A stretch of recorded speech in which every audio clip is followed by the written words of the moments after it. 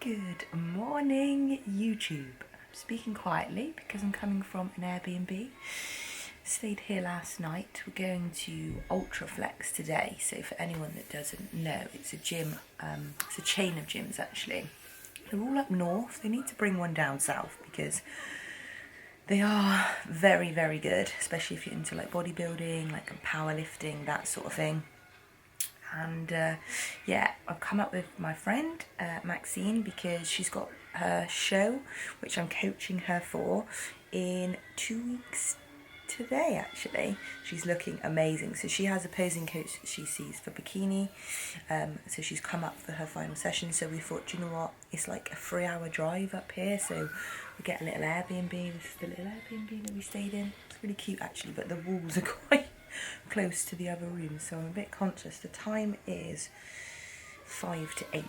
So yeah, the plan of action for today, why I thought I'd take you through it, is we're going to go and train legs today at Rotherham.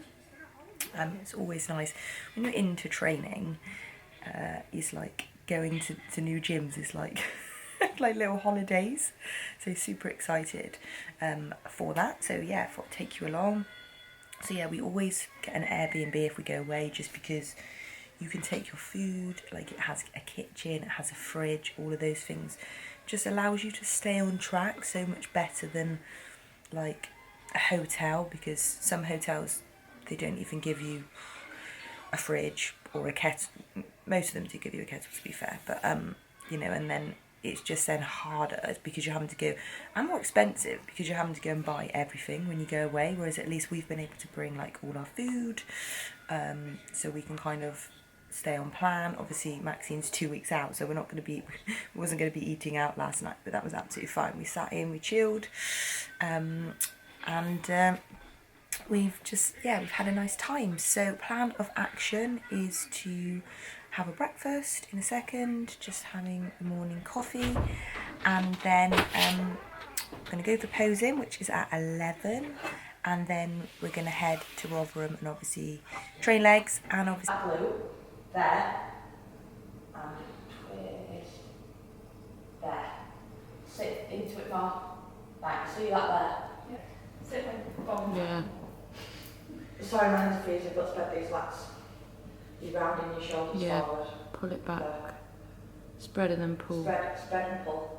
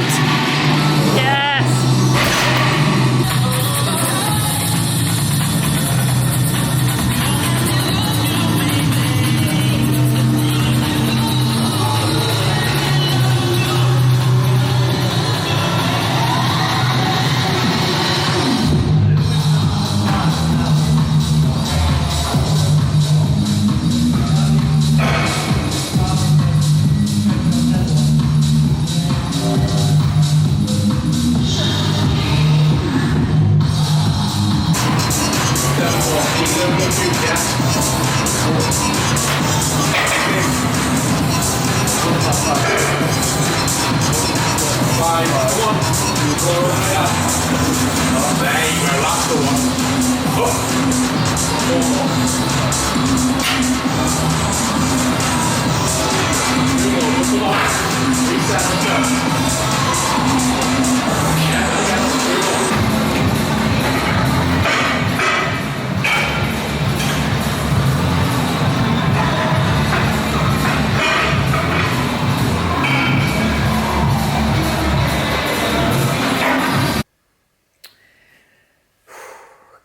Back now, 6:45 now.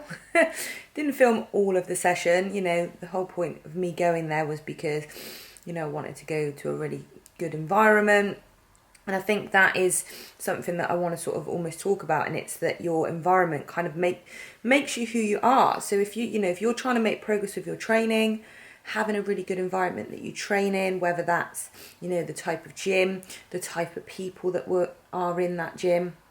Like, I started in more of a commercial gym, and to begin with, like, it was great, you know, especially as like a newbie. I think a lot of people think that the more experienced people haven't gone through what you've gone through. Like, I've gone through those stages of, you know, going to a gym and being scared to go on any weight equipment because I didn't know what I was doing. So I just stick to the treadmill or the cross trainer. Whereas, you know, actually a lot of the experienced people have completely been through what maybe you're experiencing. But just through my experience, you know, the environment makes a big difference for me. You know, being around like-minded people, being around people that, you know, if we're going to make some noise, for example, you know, it's actually encouraged. Whereas you go to some gyms and you maybe, you know, make a noise, you know, you're working a really, really hard set and people sort of look at you as if to say, like, you know, we're in a library. We've definitely experienced that before. So I would say if you're struggling, you know, with maybe motivation, or you're just thinking, do you know what, I'm not making the progress that I want, maybe just look at the environment you're in. And that can be not just within the gym, that can be your home life, you know.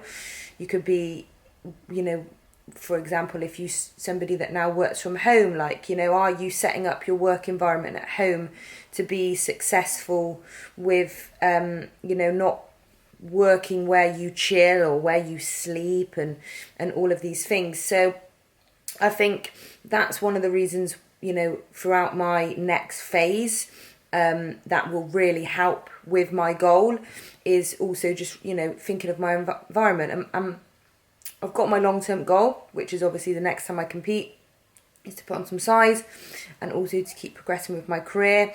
And then within that, I've got my short-term goals. So I know, you know, right now, the grow room is where I'm centering my training, but equally there, you know, there are times when I'm going to factor in things like, for me, I felt like I went away for the weekend, but actually it didn't hinder my goals. You know, I was able to take my food, you know, I was able to still fit my training session in.